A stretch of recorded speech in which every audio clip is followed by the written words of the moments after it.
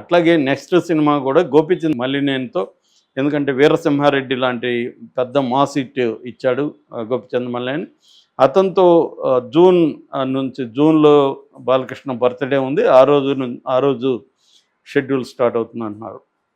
So already Daaku మహారాజు, అఖండ 2 and Gopichand Malineni cinema ఇంకొక hat trick ready అవుతున్నారు అనేది ఇప్పుడు వార్తలు వస్తుంది. ఇలాగ డబుల్ హ్యాట్రిక్ అనేది ఈ మధ్యకాలంలో ఏ హీరో రాలేదు. ఇదొక రికార్డుగా చెప్తున్నారు.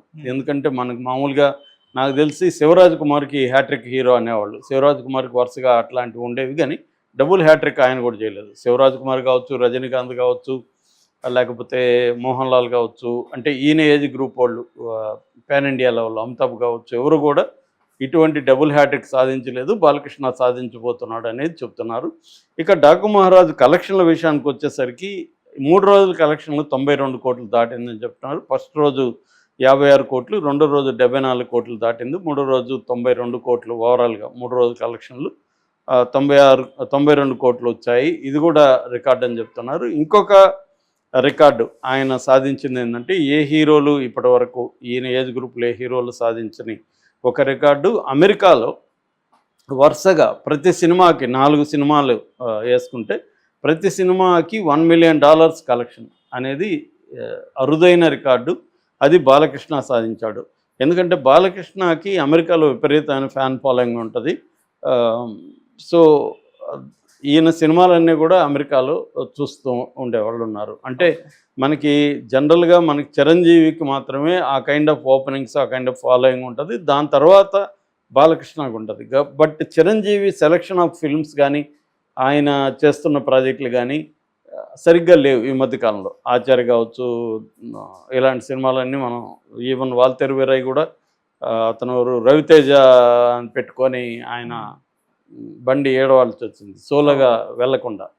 అట్లాంటిది బాలకృష్ణ ఈ మధ్యకాలంలో అనూహ్యంగా, అంటే సెకండ్ ఇన్నింగ్స్ అంటారు, ఎప్పుడు ఆయన కెరీర్లో ఈ స్థాయి బడ్జెట్ సినిమాలు కానీ, ఈ స్థాయి కలెక్షన్లు కానీ చూడలేదు. బాలకృష్ణ ఏంటంటే చిరంజీవి లాగా అన్నెన్ని కోట్లు తీసుకున్న హీరో కాదు.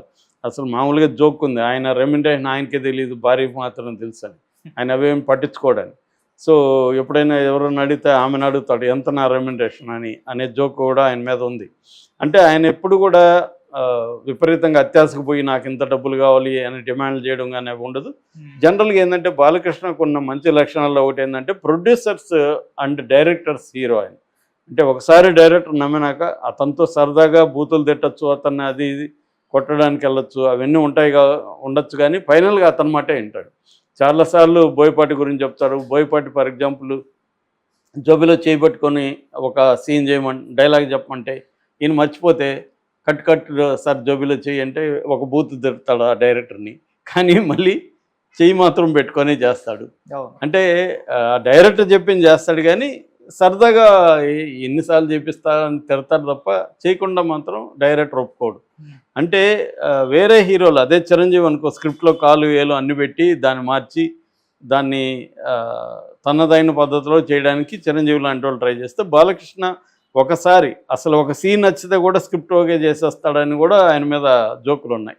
బాలకృష్ణకి ఒక సీన్ బాగుంది అనుకుంటా, ఓకే హెడ్ గో హెడ్ అన్న ఇచ్చేస్తాడు. అంటే ఆయనకి ఏదో ఒక ఇన్స్టింక్ట్ ఉంటుంది, ఈ డైరెక్టరు బాగా చేస్తాడు అన్న ఇన్స్టింక్ట్ ఉంటుంది. దాంతో ఏదో ఒక ఎలిమెంట్ చూసి, అదేదో సామెత ఉంది కదా, ఒక మెతుకు పట్టుకుంటూ చాలు కదా అన్నం ఉడికిందా లేదు చెప్పడానికి, అలాగా బాలకృష్ణ వెళ్ళిపోతుంటాడు అనేది ఆయనకు ఉంది. అట్లాగే ప్రొడ్యూసర్లు ఆయనకి, ఎందుకంటే వాళ్ళ నాన్న ప్రొడ్యూసరు, ఆయన ప్రొడ్యూస్ చేశాడు, ఆయనకి ప్రొడ్యూసర్ల సాధక బాధకాలు తెలుసు కాబట్టి ప్రొడ్యూసర్లకి ఇంకా సలహా ఇచ్చి ఎలా చేసుకోండి, తక్కువ బడ్జెట్లో ఎలా చేసుకోండి అనేది చెప్తాడు తప్ప బడ్జెట్ని పెంచేసి లేనిపోని డేస్ వేస్ట్ చేసి ఇలాగా బాలకృష్ణ ఇప్పుడు చేయడం అనేది కూడా బాలకృష్ణకు ఉన్న మంచి రికార్డు. అట్లాగే ఒక పాన్ ఇండియా సినిమా తీయాలి, ఒక 2 ఏళ్ళు తీద్దాము 3 ఏళ్ళు తీద్దాం అనేది కూడా బాలకృష్ణకు ఉండదు. ఆయనకి ఏంటంటే సినిమా బాగుంది, కథ బాగుంది, చేసుకుంటూ వెళ్దామని తప్ప పాన్ ఇండియా కోసం ఈ హంగులు పెట్టండి, ఆ హంగులు పెట్టండి అని డిమాండ్ చేసే వ్యక్తి. పాన్ ఇండియాకి ఇండియా ఆయనకు అనవసరం. సినిమా చేస్తే అది బాగుంటే అన్ని భాషలు చూస్తారన్న అభిప్రాయం తప్ప అలాగా ఆయన వెళ్ళిపోతున్నాడు.